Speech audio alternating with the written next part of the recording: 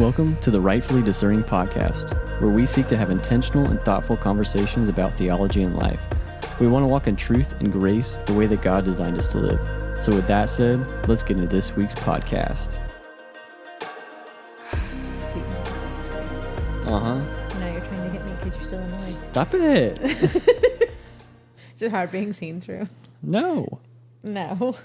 The headphones attacked me, which practically means that you attacked me. I know. That's how you act when stuff happens. Like I did it personally. Yeah, it's a personal attack through the headphones.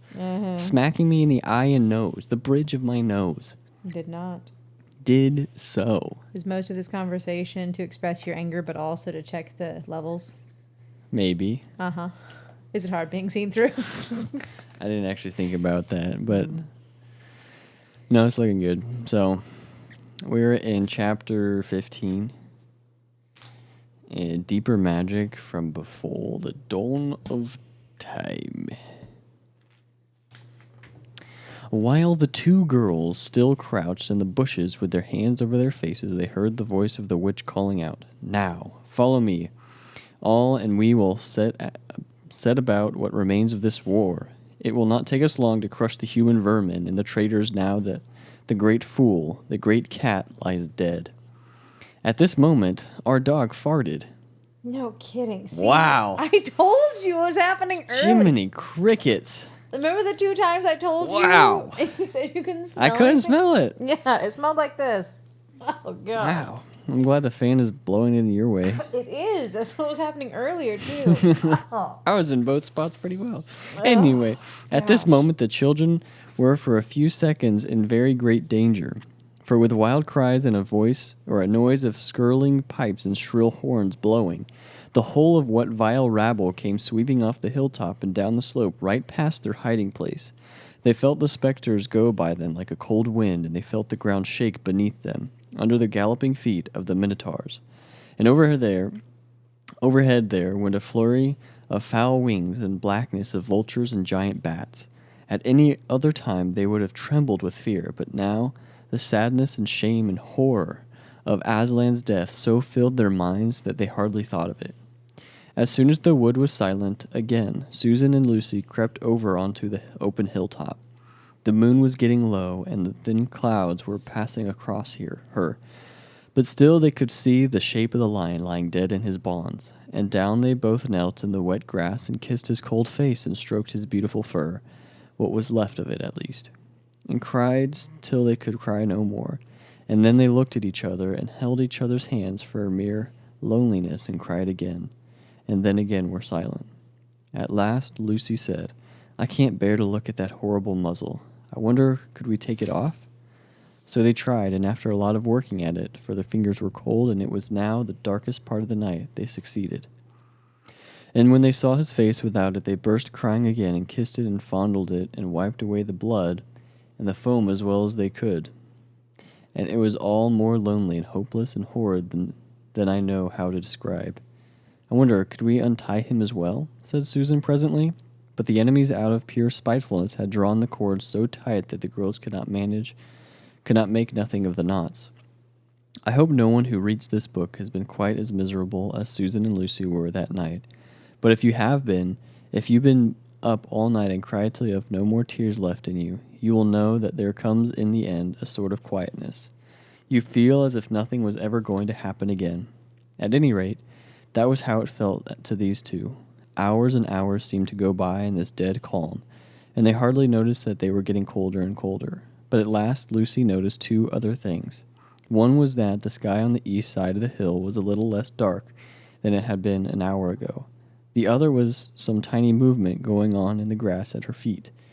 At first she took no interest in this, but did it matter? Nothing mattered now.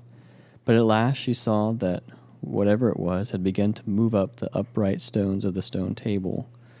And now whatever they were moving about on Aslan's body. She peered closer. They were little gray things. "Ugh," said Susan from the other side of the table. "How beastly.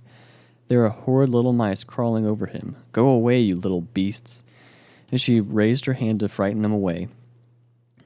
"Wait," said Lucy, who had been looking at them more closely. "Can you see what they're doing?" Both girls bent down and stared. I do believe, said Susan, but how queer. They're nibbling away at the cords. That's what I thought, said Lucy. I think they're friendly mice. Poor little things, they don't realize he's dead. They think it'll do some good untying him. It was quite definitely lighter by now. Each of the girls noticed for the first time the white face of the other. They could see the mice nibbling away, dozens and dozens, even hundreds of little field mice, and at last, one by one, the ropes were all gnawed through. The sky in the east was whitish by now, and the stars were getting fainter. All except one very big one low down on the eastern horizon. They felt colder than they had been all night. The mice crept away again. The girls cleared away the remains of the gnawed ropes. Aslan looked more like himself without them. Every moment his dead face looked nobler, as the light grew and they could see it better. In the wood behind them, a bird gave a chuckling sound. It had been so still for hours and hours that it startled them. Then another bird answered it. Soon there were birds singing all over the place. It was quite definitely early morning now, not late night. I'm so cold, said Lucy. So am I, said Susan. Let's walk about a bit. They walked to the eastern edge of the hill and looked down. The one big star had almost disappeared. The country all looked dark gray, but beyond, at the very end of the world, the sea showed pale. The sky began to turn red. They walked to and fro more times than they could count between the dead, Aslan and the eastern ridge trying to keep warm. And oh, how tired their legs felt. Then at last they stood for a moment looking out toward the sea and Cair Paravel, which they could now just make out. The red turned to gold along the line where the sea and the sky met, and very slowly up came the edge of the sun. At that moment they heard from behind them a loud noise, a great cracking, deafening noise as if a giant had broken a giant's plate. What's that? Said Lucy, clutching Susan's arm. I feel afraid to turn around, said Susan. Something awful is happening. They're doing something worse to him, said Lucy. Come on. And she turned, pulling Susan round with her. The rising of the sun had made everything look so different. All colors and shadows were changed, that for a moment they didn't see the important thing.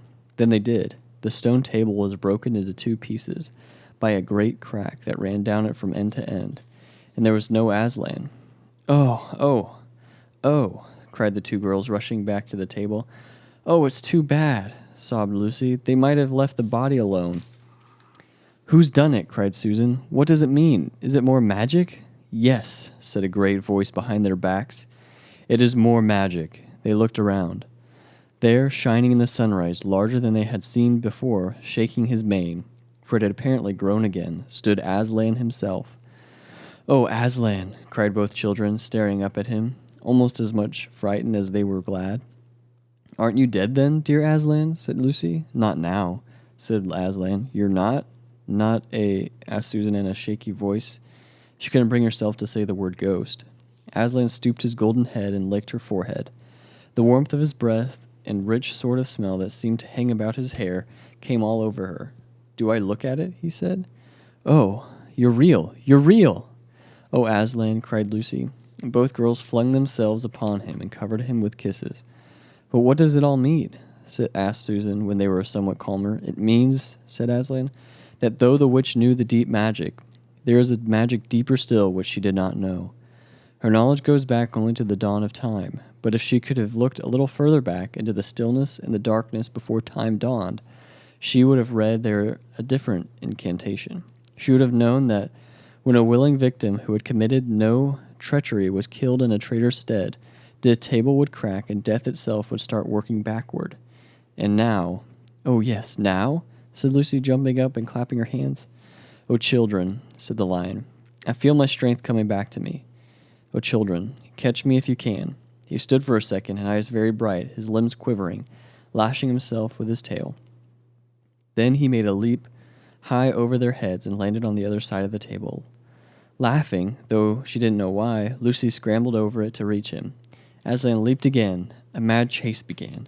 Round and round the hilltop he led them, now hopelessly out of their reach, now letting them almost catch his tail, now diving between them, now tossing them in the air with his huge and beautifully velveted paws and catching them again, and now stopping unexpectedly, so that all three of them rolled over together in a happy laughing heap of fur and arms and legs.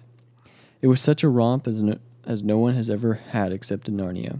And whether it was more like playing with a thunderstorm or playing with a kitten, Lucy could never make up her mind. And the funny thing was that when all three finally lay together, panting in the sun, the girls no longer felt in the least tired or hungry or thirsty. And now, said Aslan presently, to business. I feel I'm going to roar. You had better put your fingers in your ears. And they did. And Aslan stood up, and when he opened his mouth to roar, his face became so terrible that they did not dare to look at it. And they saw all the trees in front of them bend before the blast of his roaring, as grass bends in a meadow before the wind. Then he said, We have a long journey to go. You must ride on me. And he crouched down, and the children climbed onto his warm, golden back. And Susan sat first, holding on tightly to his mane, and Lucy sat behind, holding on tightly to Susan. And with a great heave he rose underneath them, and then shot off, faster than any horse could go, downhill and into the thick of the forest. That ride was perhaps the most wonderful thing that happened to them in Narnia. Have you ever had a gallop on a horse, or smelled a fart from another dog? It's so bad. I don't smell anything again. Man. It's very potent. It is. Do you need to go over there for a little bit? I think the dog needs to go over there for a little bit, but whatever. Finish the chapter. Oh. Think of that, and then take away the heavy noise of the hooves and the jingle of the bits, and imagine instead the almost noiseless padding of the great paws. Then imagine instead of the black or gray or chestnut back of the horse the soft roughness of golden fur, and the mane flying back in the wind. And then imagine you are going about twice as fast as the fastest racehorse. But this is a mount that doesn't need to be guided and never grows tired. He rushes on, never missing his footing, never hesitating, threading his way with perfect skill between tree trunks, jumping over bush and briar and the smallest streams, wading the larger, swimming the largest of all. And you are riding not on a road, nor in a park, nor even on the downs, but right across Narnia, in spring, down solemn avenues of beech, and across sunny glades of oak, through wild orchids of snow-white cherry trees, past roaring waterfalls and mossy grass, mossy rocks and echoing caverns, up windy slopes alight with coarse gorse bushes, and across the shoulders of heathery mountains, and along giddy ridges, and down again into wild valleys and out into acres of blue flowers. It was nearly midday when they found themselves looking down a steep hillside at a castle, a little toy castle it looked from where they stood, which seemed to be all pointed towers. But the line was rushing down at a speed that it grew larger every moment. And before they had even had time to ask themselves what it was, they were already on a level with it. And now it no longer looked like a toy castle, but rose frowning in front of them. No face looked over the battlements, and the gates were fast shut. And Aslan, not at all slacking his pace, rushed straight as a bullet toward it. The witch is home, he cried. Now, children, hold tight. Next moment, the whole world seemed to turn upside down, and the children felt as they had left their insides behind them, for the lion had gathered himself together for a greater leap than any he had yet made and jumped, or you may call it flying rather than jumping, right over the castle wall. The two girls, breathless but unhurt, found themselves tumbling off his back in the middle of a wide stone courtyard full of statues.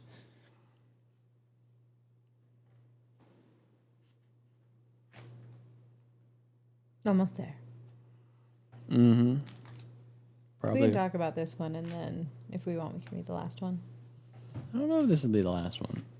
I Is feel like it? there's two more. Because you have the statues, which I feel like is going to be an entire chapter. Yep.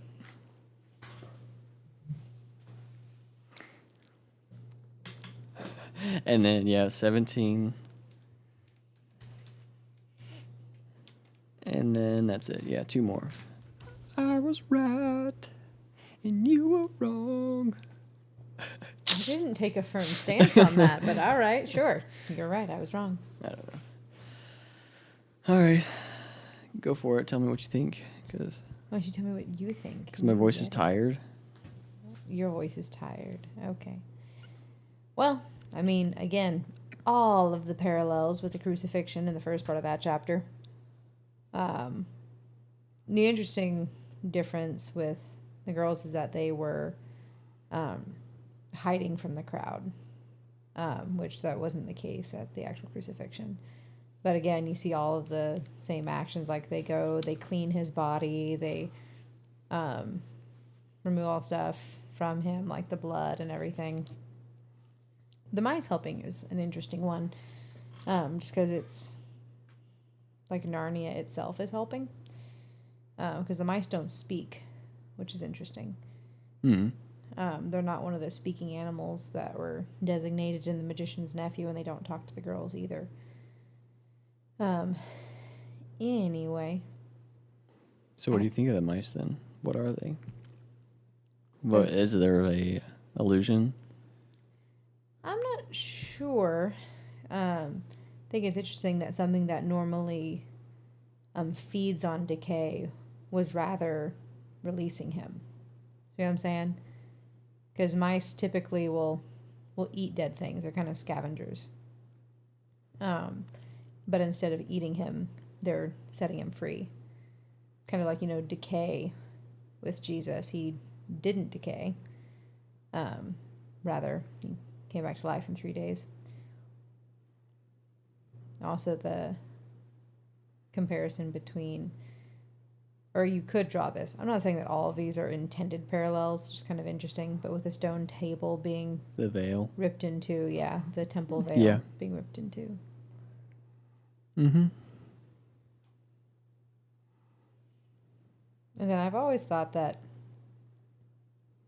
or not thought, but wondered if, in a similar way to how the witch was wrong about her victory, if the devil actually thought that he was winning when he got Jesus crucified. Yeah, I was wondering if you would say that just because it talks about if the witch had just been there and seen just a little bit further back in time before something. Creation. Okay, Because she was there for creation. Then she would have seen that the rules, if someone who is not guilty. Yeah, there it is guilty, will then redefine death and kind of make it work backwards. Mm-hmm. It's the same thing with Satan. He wasn't there to be able to see before creation.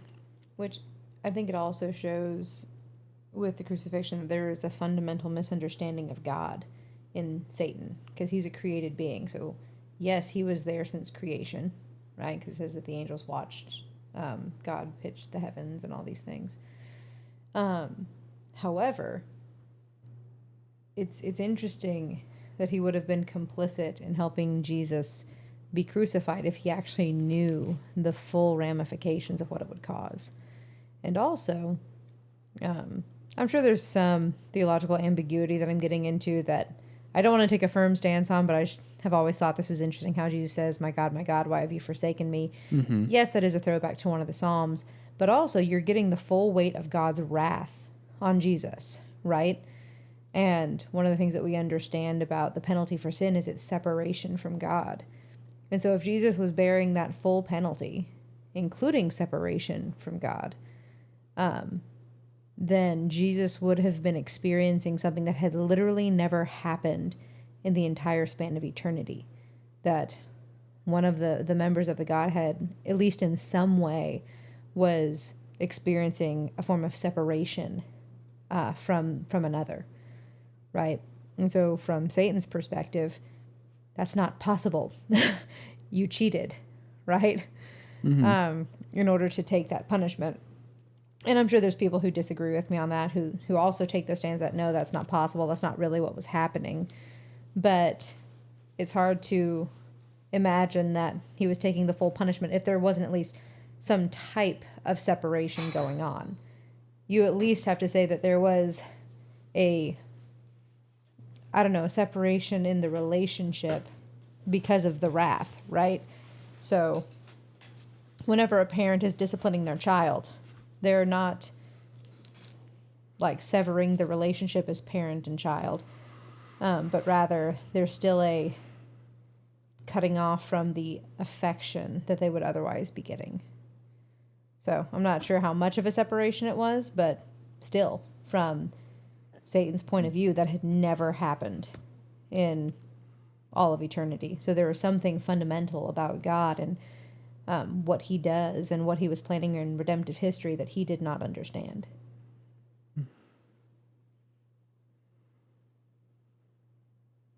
Yeah.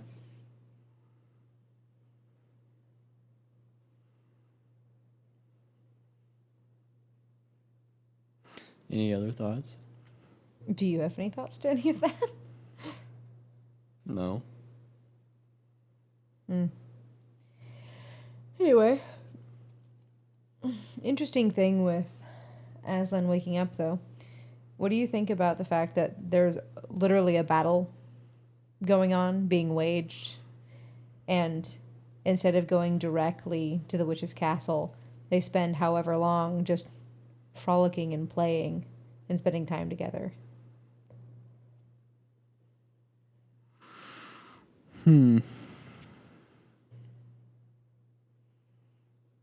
There's probably a few ways you can take it. Most likely, from Aslan's perspective, he knows the outcome. And knows, I guess, what has to be, or I guess what has to happen in order for the outcome to happen, I guess. And so, I don't know, when you're a winner, who gives a, who cares what you do? It's the attitude of if you're about to go into whatever you're going to do, so like a sports game, but you already know you're going to win. The attitude of, oh, well, I'm just going to win, let's do this. You're going to not necessarily slack, but you're not going to be stressed or worried about it. You're going to be relaxed and be able to enjoy it. Preemptive celebration. You're going to enjoy whatever you're doing a lot more than being stressed. That if you didn't know you were going to win. The other attitude you could give is, was it Mary or Martha? Whichever one was angry that the other wasn't helping. Oh, Martha was angry, yeah. A lot of the, I think a lot of the Jews, somebody else, being angry that, I think it was actually Judas as well. Doesn't matter. My point being angry for not using the time in the most effective way that we think that we should. Or think in the scenario like, oh, if I were God, why would I be wasting time playing with children? I should be out on the battle and helping everyone there and winning it for them. Mm-hmm. But that is something that, I guess the illusion, now that I'm thinking about it, is kind of now. And it's interesting, too, that you bring it up, like, why wouldn't he go and win the battle for them? Which, kind of a spoiler, because this comes up in the next next two chapters, is that they do battle without Aslan for a while. And they don't even know he's alive. Well, yeah, they have no idea what's happened. They just wake up and he's gone. Because up until this point, all we know in the story is that the girls followed him out of the camp. Everyone else just knows that Aslan made a deal so that way the witch couldn't take Edmund. But anyway, they battle for a while without Aslan. And so it's like, well, Aslan, like, what were you doing goofing off for those, couple hours or whatever? Like, you could have been here. But right. You also see other examples in Scripture where celebration and frolicking, if you will, is a priority for God, which is interesting. Yeah, you see that in the Old Testament with all of the festivals and feasts. Mm-hmm. You also see it with Jesus. Like, he attended weddings. He spent a lot of time, eating and drinking with people. And whenever, like, children were running up to him, like, the disciples tried to shoo them away. And he said, no, let them come to me. Don't lead them astray. And whenever they were spending time together in Martha and Mary's house, Martha was like, well, we have all these things to do. And yada, yada, you're just going to let my sister sit there and blah, blah, blah. And he's like, she's chosen the better thing, and it's not going to be taken away from her because I'm not always going to be with you.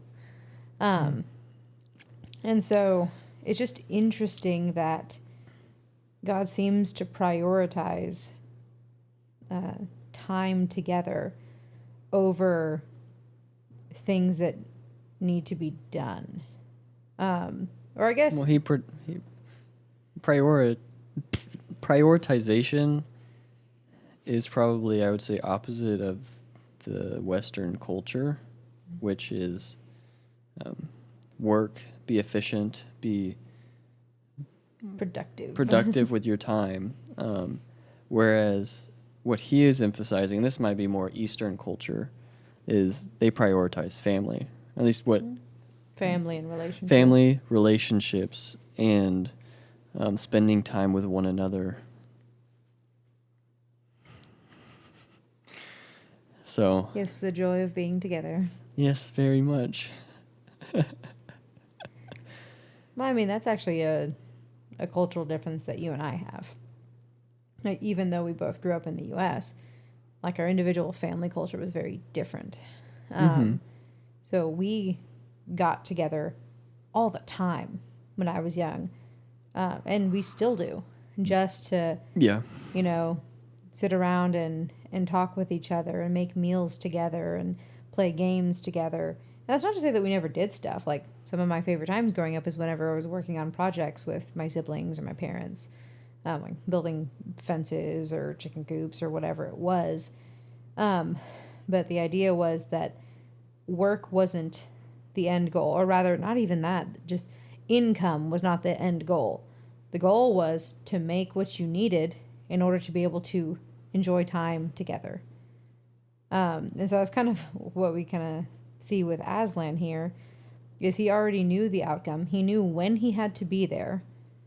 And so he had the time to spend frolicking with Lucy and Susan. And so he did, because that's ultimately the goal, is not war, is not to win the battle in and of itself. Like, he's going to, but it's not just to win the battle. The goal is to be in relationship, in perfect relationship forever. Mm-hmm. I know it was talked about in Galatians about Jesus is coming, but I think it also applies here with just the foreknowledge of God being, he comes in the fullness of time. So, something I struggle with when you're mentioning how your family operates is something that I continually wrestle with, because part of me is like, why are we just sitting around wasting time? So that's something I still wrestle with. In my brain, I'm like, time well wasted. But because my mind goes, well, I should be out with other people building relationship and helping them with their walk with God, or get them on a walk with God. So that's why I wrestle with it. And that is a high priority in the church. Absolutely. If you're not regularly doing that, then there's a major missing part of your faith. However, you cannot really do that unless you are well acculturated by the church. And luckily for me, I came from a family where all of my siblings and my parents and them were all believers, and strong believers at that.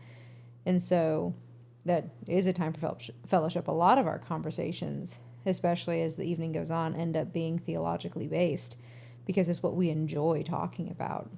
Like, a lot of times it's not. A lot of times it's just for fun and, silliness. And that's also a good thing. It's good to bond with people over that.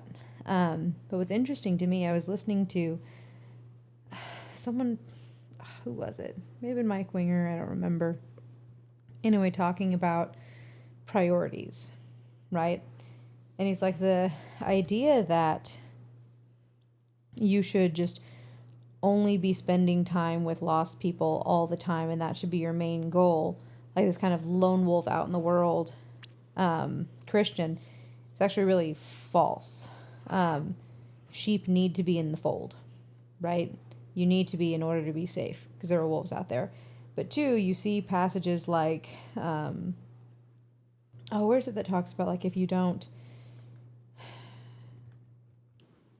like make good on your faith and take care of your own family, you've denied the faith and are worse than an unbeliever. Where is that found? It's in the Gospels, I believe. I think it's in Matthew. I don't think it's in the Gospels. I don't think. Maybe. I don't know. You keep going. I'll see We'll if I look can it find up. it. Anyway, but our priority structure seems to have gotten skewed at some point because your priorities first should be God, then your immediate family, so your spouse first, and then your children, and then from your children, your extended family, right? So your parents, your siblings, their kids, or not even that. That kind of rests in the same place with the church, which honestly, that holds a higher priority than people who are just related to you by blood, right? So it says to care for your family, especially the family of believers.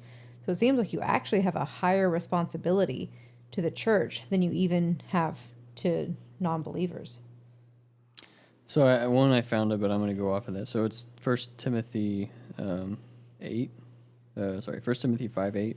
Anyone who does not provide for their relatives, and especially for their own household, is denied the faith and is worse than an unbeliever. So that's what you were talking about.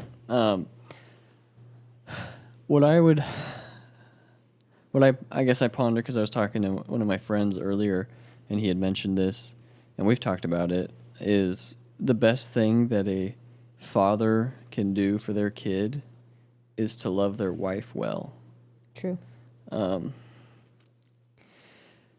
so I wonder if it's the same thing with being a believer. The best thing you can do for an unbeliever is to love believers well.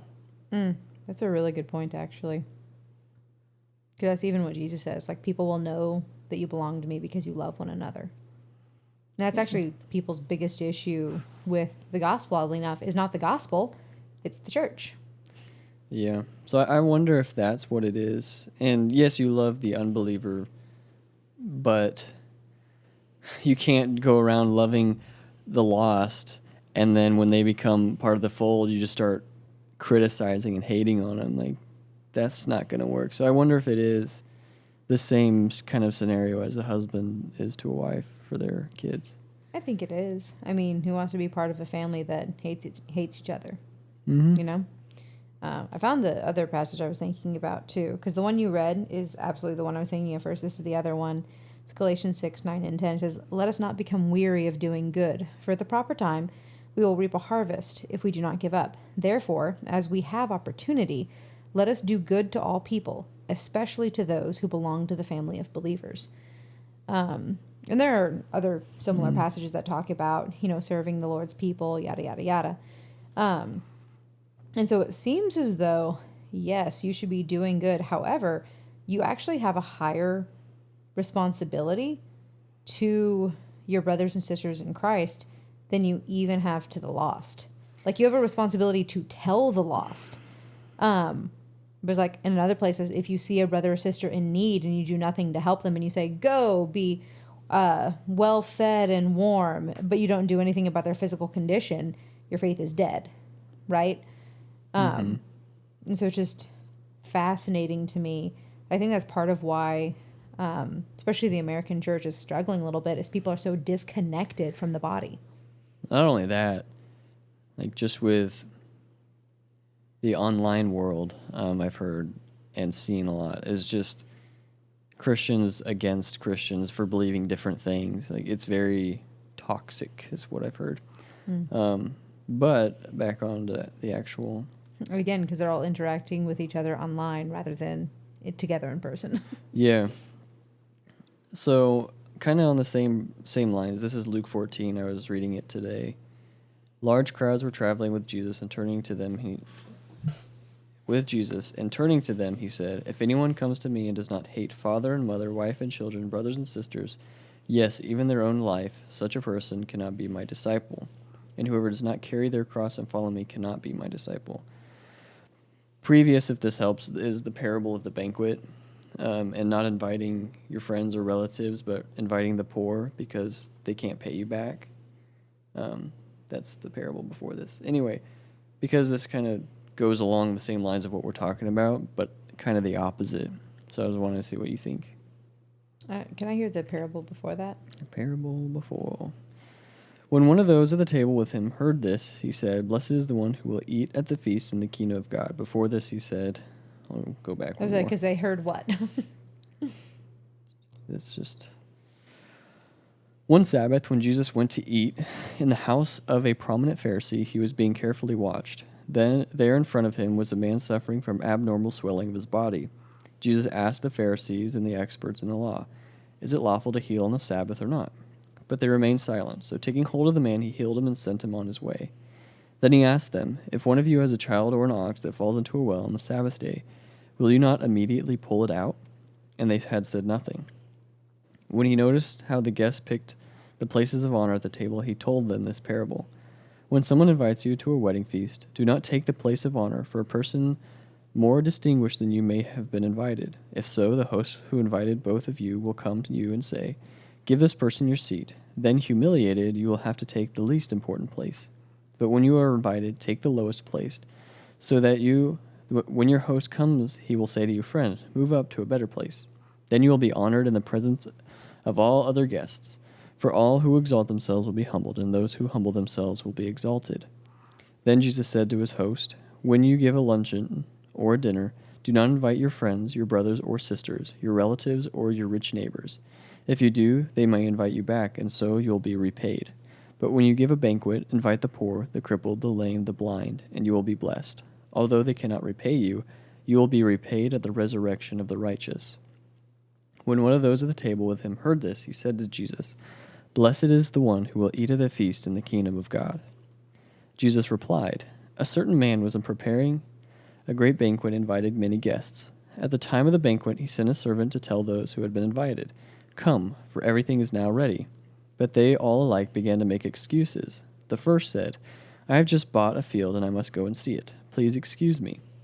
Another said, 'I have bought 5 yoke of oxen and I am on my way to try them out. Please excuse me.' Still another said, 'I just got married, so I can't come.'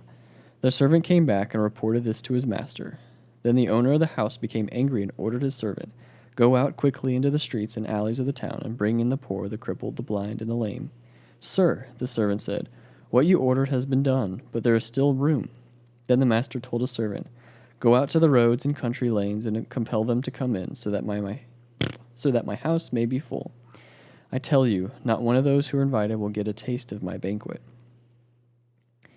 Large crowds were traveling with Jesus, and turning to them, he said, "If anyone comes to me and does not hate father and mother," and we're back to where we started. Well, it seems like the general idea there is blood is thicker than water, right? Which, interestingly enough, recently learned apparently the full saying there, that the blood of the battlefield is thicker than the water of the womb, right? And so, basically, in that parable, the ones who were invited, again, Jesus frequently making digs at Israel.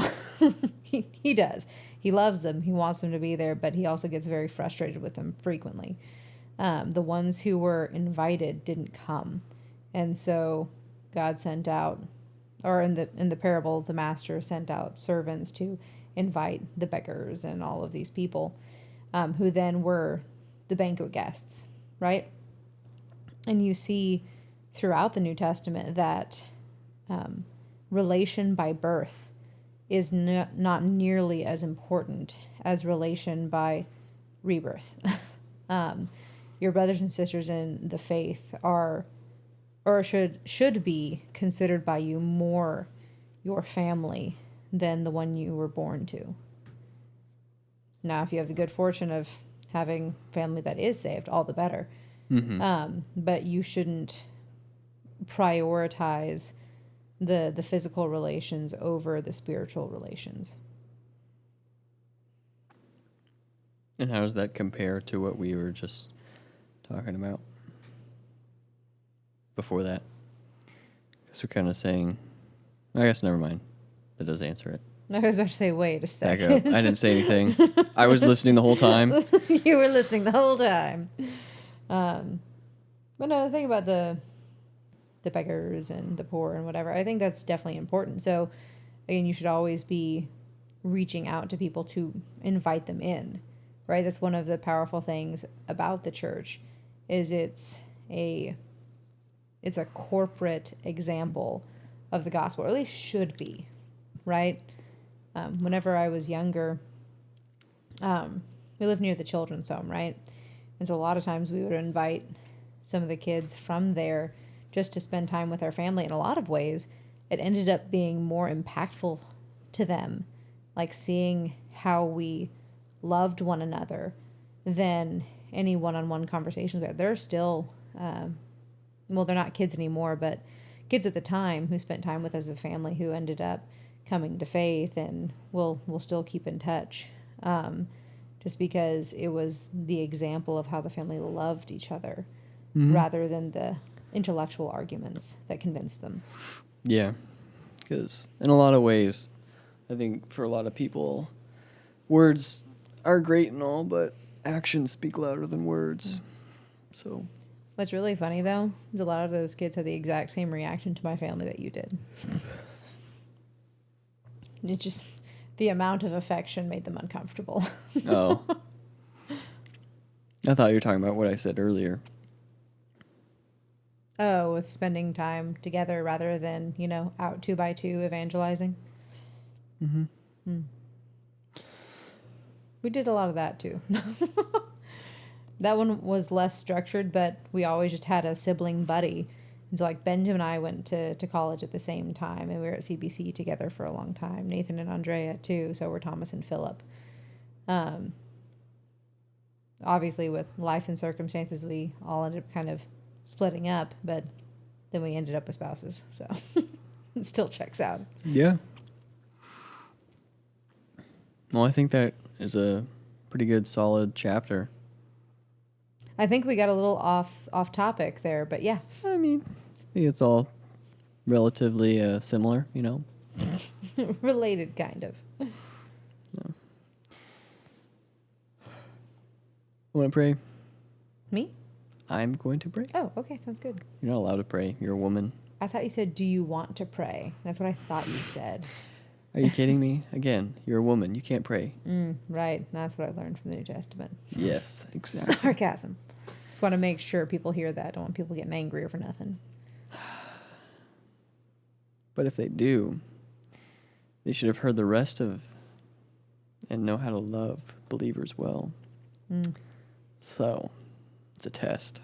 It was a test. Okay. Father God, thank you for this time. And just a solid chapter to see what you've done. And in a cool and different way with a lion. But